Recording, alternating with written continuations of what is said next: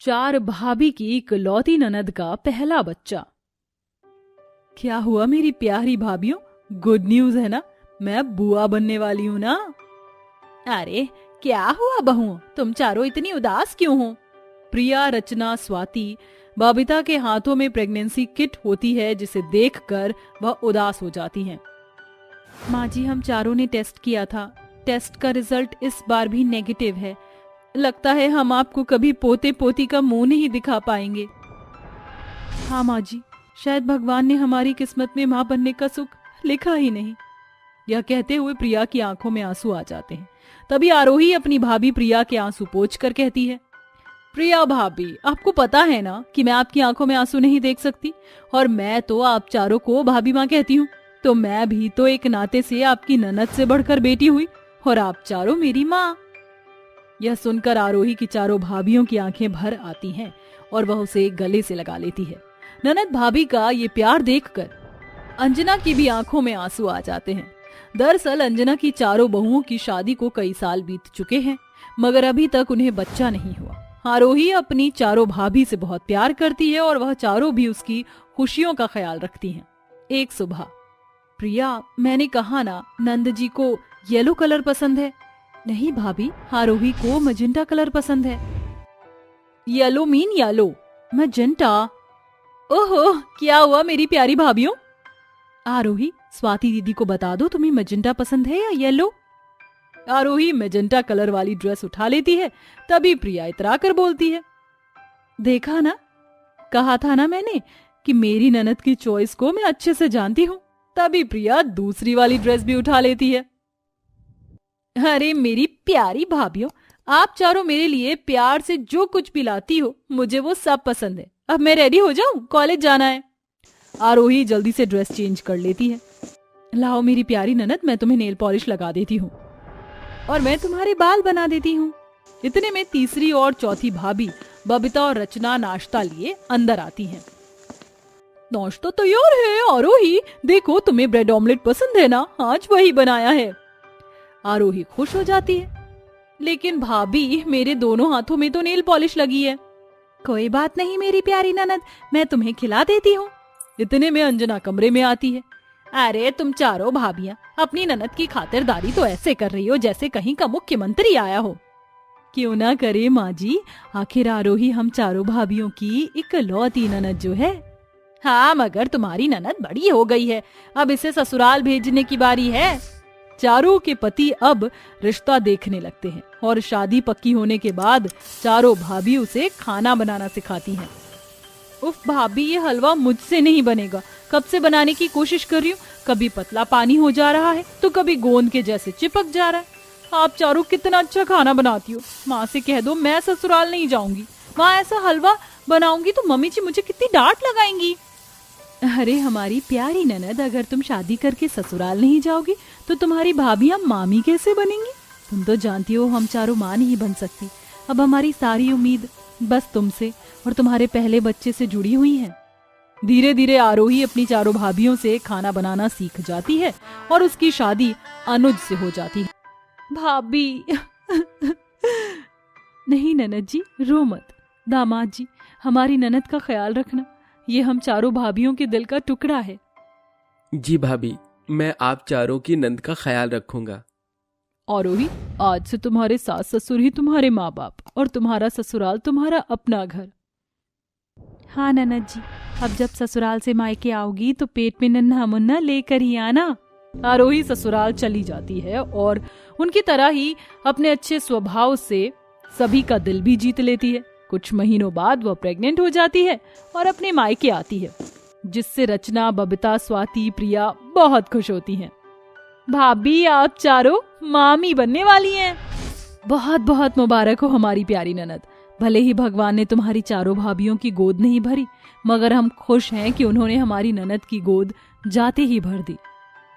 अब से डिलीवरी होने तक तुम हमारे पास ही रहोगी, ताकि हम चारों भाभी अपनी इकलौती प्रेग्नेंट ननद का ख्याल अच्छे से रखें। और वैसे भी पहला बच्चा तो मायके में ही होता है। आरोही की चारों भाभी अपनी इकलौती ननद का मनपसंद खाना बनाने के लिए एक साथ किचन में लग जाती हैं। मेरी प्यारी इकलौती ननद, अभी माँ बनने वाली है, ऐसे में खट्टा खाने का मन सबसे ज्यादा करता है। ये काम करती हूँ, मैं आरोही के लिए खट्टी कढ़ी बना देती हूँ। फिर देखना कैसे हम चारों भाभियों में से मेरी बनाई हुई कढ़ी की उंगलियां चाट चाट कर खाएगी। जी नहीं बबीता दीदी, मैंने सुना है कि पहली प्रेगनेंसी में सबसे ज्यादा मीठा खाने का मन करता है, इसलिए मैं तो आरोही के लिए उसका फेवरेट गाजर का हलवा बना रही हूँ। चारों कई तरह का खाना बनाकर आरोही के आगे रखती हैं। ननद जी देखो, सारा खाना तुम्हारी पसंद का है, तुम्हारा जो मन हो खा लो। आरोही अपनी चारों भाभियों के बनाए हुए खाने में से सब में से खाती है। अगली सुबह स्वाति उसे वॉक पर ले जाती है और बाकी तीनों उसके आने तक नाश्ता तैयार रखती हैं। ऐसे ही 5-6 महीने हो जाते हैं। आरोही का पेट बढ़ने लगता है और कई बदलाव आने लगते हैं। बबीता दीदी देखिए ना, 6 महीने ही हुए हैं, ननद जी के हाथ पांव क्यों सूज रहे हैं? देवरानी जी, ये हमारी ननद का पहला बच्चा है, ऐसे में हाथ पांव सूजना आम बात है। हाँ, मगर आरोही को दर्द हो रहा होगा, मैं और प्रिया उसकी मालिश कर देते हैं। दोनों भाभियां अपनी प्रेग्नेंट ननद के सूजे हुए पैर देखकर मालिश करती हैं। आरोही, कुछ आराम मिला? हाँ भाभी, अब रहने दीजिए, आप चारों मेरे खाने पीने और ख्याल रखने में लगी रहती हैं। क्योंकि तुम्हारा ख्याल रखकर तुम्हारी चारों भाभियों को जिस ममता का एहसास होता है, उसकी खुशी बहुत बड़ी है।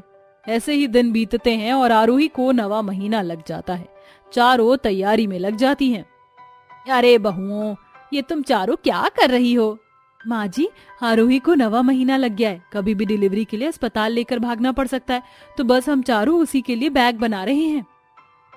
बबीता दीदी, बच्चे के लिए 7-8 जोड़ी गरम कपड़े, तौलिया, लंगोट सब रख दिया है। चलो, जच्चे बच्चे दोनों के सामान की तैयारी हो गई। इतने में धीरे धीरे पैर बढ़ाते हुए आरोही आती है। आरोही, तुम क्यों कमरे से बाहर आई? कुछ चाहिए था तो हमें आवाज लगा देती। अपनी बेटी के लिए अपनी चारों बहू का इतना प्यार देखकर अंजना की आंखें डबडबा जाती हैं।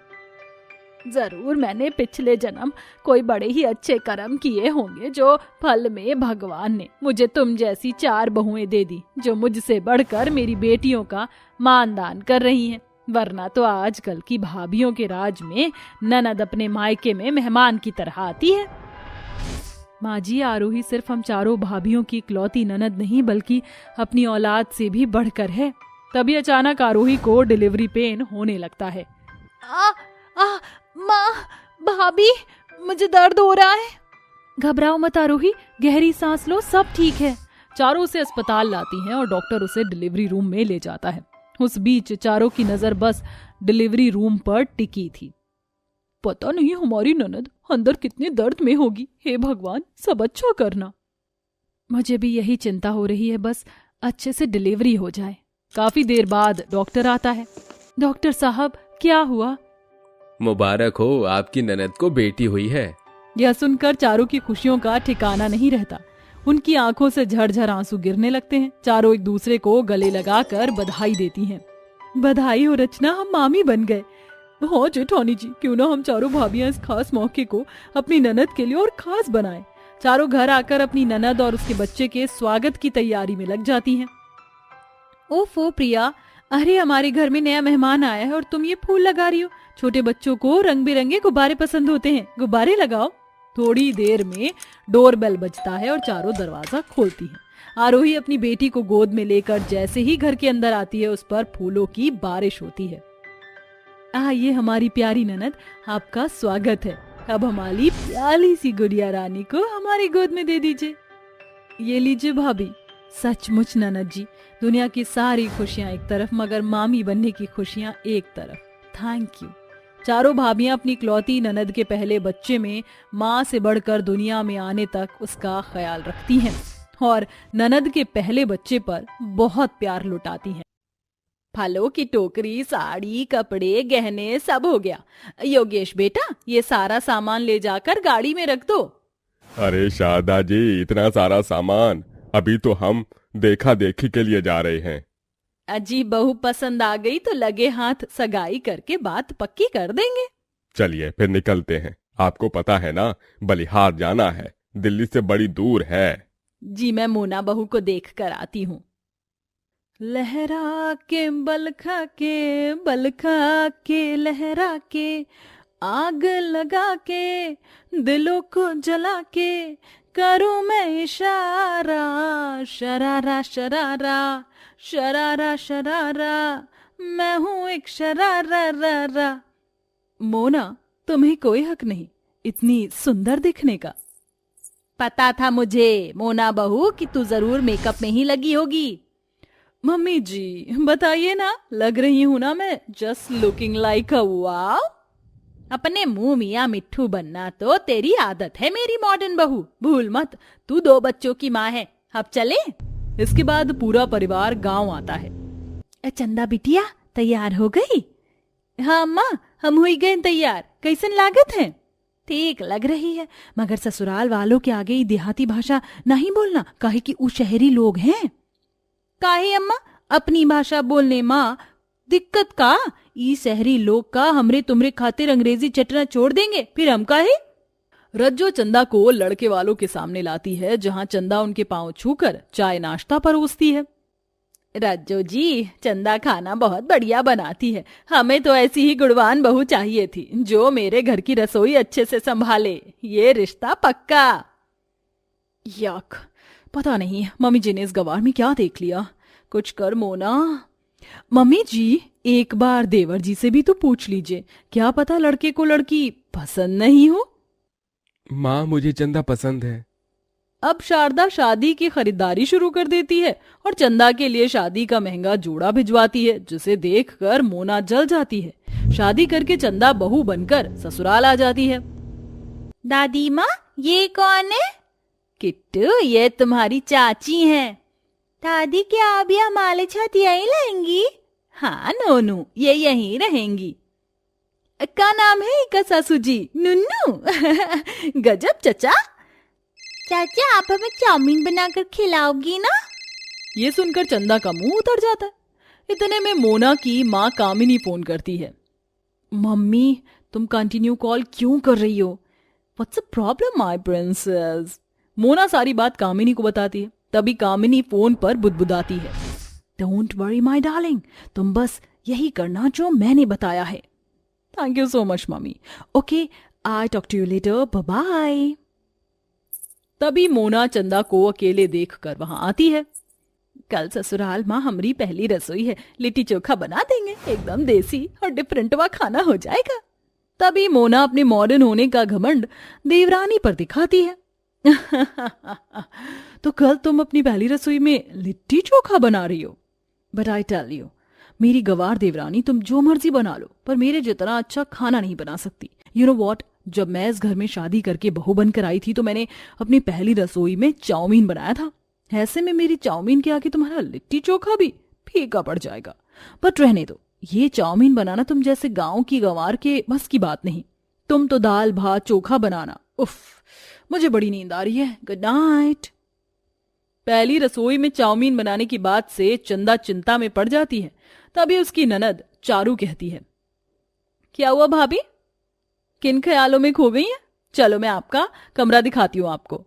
चंदा के दिमाग में सारी रात उसकी मॉडर्न जेठानी की भरी हुई चाउमीन बनाने की बात चलती है।